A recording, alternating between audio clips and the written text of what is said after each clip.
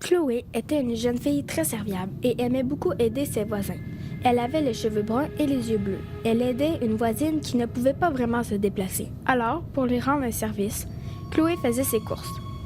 Un bon soir, quand Chloé revenait de faire les courses, pour la première fois, parce que d'habitude elle les laisse devant sa porte, quand elle est rentrée, la vieille dame avait des vieux meubles et il faisait sombre.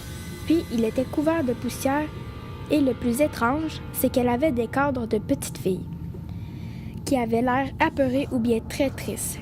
De tous ces portraits et ses visages dégageait une incroyable douleur. La dame lui a dit de s'asseoir, puis ensuite elle est allée préparer le thé pour elle et Chloé. Quand elle est revenue avec le thé, Chloé est arrivée pour prendre une gorgée. Le thé était de couleur rouge sang. La vieille dame lui a dit que c'était la recette de sa fille avant qu'elle meure. Chloé l'a dévisagée et n'a finalement pas pris une gorgée de son thé. La jeune fille lui a demandé pourquoi elle avait autant de cadres avec des portraits de petites filles.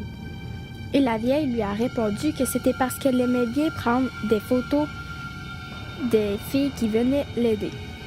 La vieille dame lui a demandé alors de prendre une gorgée.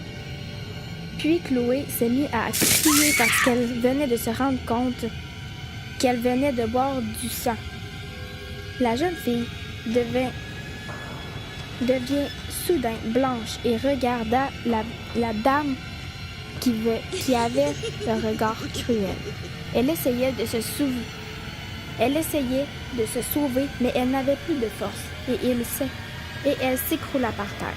La dame disait d'abord « Tu es à moi ».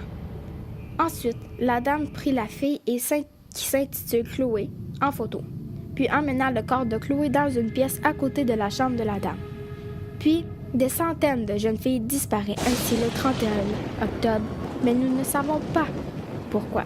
Et cependant, pendant des centaines d'années.